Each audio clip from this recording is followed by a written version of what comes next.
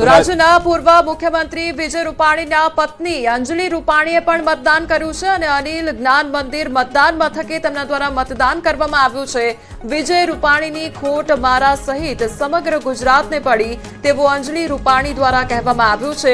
Media સાથે વાતચીત કરતા સમયે અંજલિ રૂપાણી ભાવુક થયા।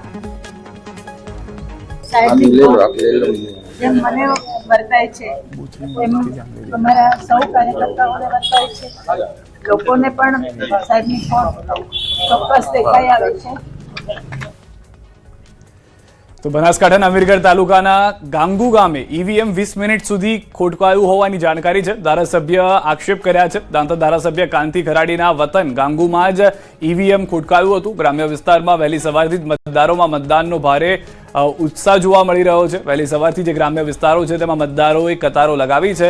મતદારો આજે ઉમેદવારોના ભાવિ ઈવીએમમાં કેદ કરશે અને 28મી તારીખે સૌથી ઝડપી પરિણામ પણ આપ ન્યૂઝ 18 ગુજરાતી પર જોશો। વહેલી સવારથી જ અમે મતદાન કવરેજ જે રીતે કરી રહ્યા છે તે રીતે પરિણામનું પણ કવરેજ શરૂ કરીશું અને હાલમાં જે મતદારો મતદાન કરી રહ્યા છે તેઓને હવે 48 કલાક જેટલો જ સમયની રાહ જોવાની છે। ત્યારબાદ તેઓને ખ્યાલ આવી જશે કે તેઓએ જે મત કર્યા છે તે કોની તરફેણમાં ગયા છે, વધુમતી કોની પાસે છે અને કોણ તમારા સ્થાનિક આગેવાન હશે। मतदान કરીને આપને ઉપયોગ કરવાની આપણી નૈતિક ફરજ છે। વિનંતી કરું છું કે આપણા કોઈ મતદારોને મતદાન કર્યા વગર રહી ના જાય એવી અપીલ કરી રહ્યો છું। મહારાજ પોતાના ઈવીએમ મશીનની અંદર સવારમાં જ વહેલી તકે 20 મિનિટ જેટલું ઈવીએમ મશીન વહીવટી તંત્ર અથવા તો ટેકનિકલ ખામીના લીધે 20 મિનિટ મશીન ચાલુ લેટ કરવામાં આવ્યું। એના પછી અત્યારે ચાલુ થયું છે।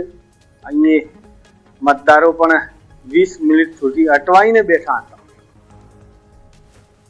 તો હાર્દિક પટેલ પણ મતદાન કરવા માટે પહોંચ્યા છે અને સીધી જ તસવીરો સામે આવી રહી છે કે જ્યાં હાર્દિક પટેલ દ્વારા પણ પોતાના મતાધિકારનો ઉપયોગ કરવામાં આવી રહ્યો છે અને મતદાન કરવા માટે તેઓ પહોંચ્યા છે। તો વહેલી સવારથી જ મતદારો મતદાન કરવા માટે પહોંચી રહ્યા છે અને લાંબી કતારો પણ જોવા મળી રહી છે। લગભગ અત્યાર સુધી 13% જેટલું મતદાન પણ નોંધાયું છે અને 10 વાગ્યા સુધીમાં મહાનગરપાલિકામાં 14.9% જેટલું મતદાન નોંધાયું છે। અમદાવાદમાં 15.6%, રાજકોટમાં 14.2%, તો વડોદરામાં 13.9%, સુરતમાં 14.5%, જામનગરમાં 13%, ત્યારે ભાવનગરમાં 14.9% જેટલું મતદાન નોંધાયું છે।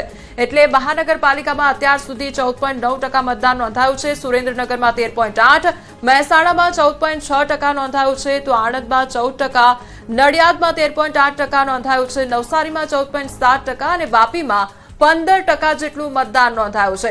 આ સવારના 10 વાગ્યા સુધીના આંકડા સામે આવી રહ્યા છે। પોરબંદરમાં 14.6% મતદાન નોંધાયું છે, તો મોરબીમાં 15% અને ગાંધીનગરમાં પણ લગભગ 13 થી 14%ની આસપાસ મતદાન નોંધાયું છે। તો અત્યારે હાર્દિક પટેલ દ્વારા મતદાન કરવામાં આવી રહ્યું છે અને હાર્દિક પટેલ દ્વારા અત્યારે પોતાના મતાધિકારનો ઉપયોગ કરવામાં આવી રહ્યો છે અને મતદાન કરવામાં આવી રહ્યું છે। તેઓ મતદાન કરવા માટે પહોંચ્યા છે। આ તરફ હાર્દિક પટેલના જે દ્રશ્યો તે પણ સ્પષ્ટ કરતા હતા કે એક સામાન્ય નાગરિક તરીકે તેઓ કતારમાં ઉભા રહ્યા, ત્યારબાદ પોતાનો વારો આવે છે, મતદાન કરવા માટે જાય છે। ધારાસભ્ય તરીકે, એક યુવા નેતા તરીકે વિસનગરની અંદર પ્રચાર કર્યો તેઓએ।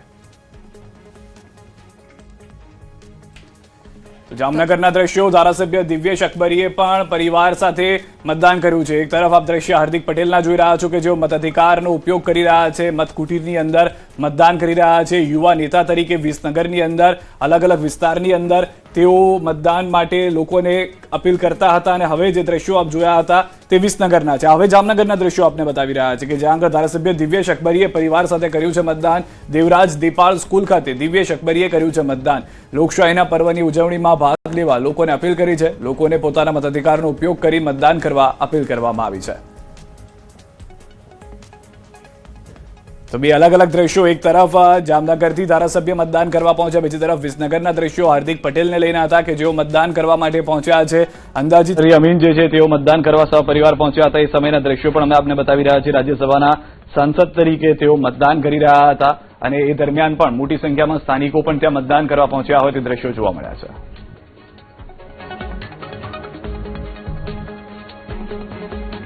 અમદાવાદ મ્યુનિસિપલ કોર્પોરેશનની ચૂંટણીને લઈને મતદાન ચાલી રહ્યું છે, ત્યારે રાજ્યસભાના સાંસદ નરહરી અમીન છે કે તેઓએ પરિવાર સાથે મતાધિકારનો ઉપયોગ કર્યો છે અને તેઓ પોતાનો વોટ આપી અને મતદાન મથકની બહાર પહોંચ્યા છે। તેઓ પાસેથી વાત કરીશું। સર, મતદાન કર્યું છે, મતાધિકારનો ઉપયોગ કર્યો છે? અમદાવાદ મ્યુનિસિપલ કોર્પોરેશનની ચૂંટણીમાં નારણપુરા કોર્પોરેશન વિસ્તારમાં આ વિસ્તારનો રહીશ છું. મેં મતદાન કર્યું છે, મારા પરિવાર સાથે મતદાન કર્યું છે. હું સમગ્ર અમદાવાદ શહેરના તમામ મતદારોને મારી વિનંતી છે કે 5 વર્ષે આપણને મતાધિકાર મળતો હોય છે.